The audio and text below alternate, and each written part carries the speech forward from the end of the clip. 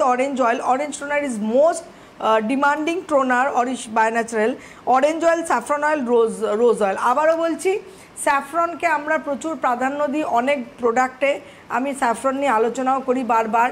Saffron হচ্ছে one of the most important ingredients যেটা আমরা আমাদের প্রোডাক্টের ক্ষেত্রে ব্যবহার করি। সেটা স্যাফরন অয়েল হিসেবে ব্যবহার করি, স্যাফরন এক্সট্র্যাক্ট হিসেবে ব্যবহার করি, ইভেন স্যাফরন রিনস হিসেবে আমরা প্রোডাক্ট ওয়াইজ ক্ষেত্রে ব্যবহার করি।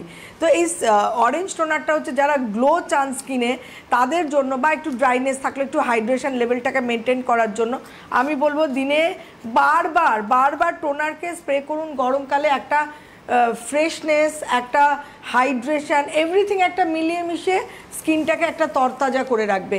ঠিক তার সঙ্গে এবার আমি বলবো এই টোনারটি, এটা হচ্ছে টি ট্রি ক্লেনজার টোনার, যেটার মধ্যে রয়েছে tea tree oil pure, lemon oil, lavender oil, orange অয়েলও আছে এতে, স্যান্ডেলউড অয়েল এবং কিউকাম্বার মানে শসার তেল।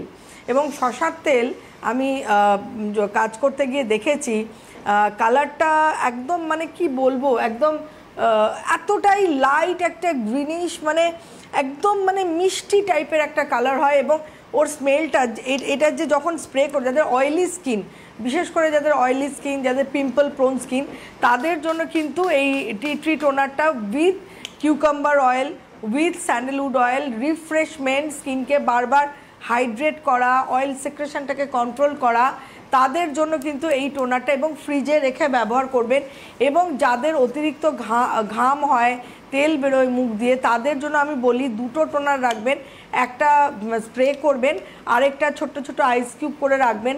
চাইলে ওই একটা করে আইস কিউব ডেইলি মুখে অ্যাপ্লাই করতে পারেন, খুব ভালো যাদের অয়েলি স্কিন তাদের জন্য আমি বলছি। এরপরে চলে আসছি, এটা রোজ টোনার উইথ রোজ অয়েল। এটাতে কিন্তু আর কোনো কম্বিনেশন নেই, একটা রোজ অয়েল এবং রোজ এক্সট্র্যাক্ট, দু ধরনের রোজকে আমরা এখানে অ্যাপ্লাই করেছি। একটা অয়েল ইউজ করেছি, একটা এক্সট্র্যাক্ট, দুটোকে কম্বাইন্ড করে আমরা এই টোনারটাকে বানিয়েছি। এবং এটা হচ্ছে যাদের এজিং স্কিন, বয়সজনিত ত্বক, তাদের জন্য যে হাইড্রেশন লেভেলটা রোজ অয়েল দিতে পারে অন্য কোনো কিন্তু দিতে পারবে না। তো তাদের জন্য বারবার এই রোজ টোনারটাকে, এবং আবারও বলছি রোজ টোনার কোনোদিনও লাল হয় না, এই চিন্তা ভাবনার থেকে বেরোতে হবে আমাদের।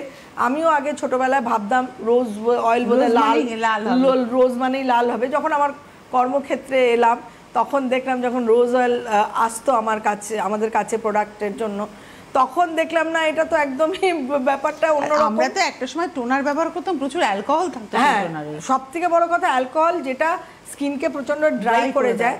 তো সেক্ষেত্রে অরিশের টোনার হচ্ছে যার জন্য দেখবেন একটা সময় বলা হতো যে আপনার টোনারটা দরকার বেশি বয়সে, কম বয়সে খুব একটা দরকার নেই। না না, যে কোনো বয়সে। তুমি বলেছিলে টোনার সব সময় দেখো আমি টোনারটা লাগিয়েছি, আমি একটু ক্লোজ করতে বলবো ক্যামেরাকে, যে আমার স্কিনটা কিন্তু ভীষণ স্মুথ একটা ইফেক্ট চলে আসে, বিকজ টোনার আমাদের স্কিনকে টোনিং করার সাথে সাথে হাইড্রেশন লেভেলটাকে প্রচণ্ডভাবে মেনটেন করে।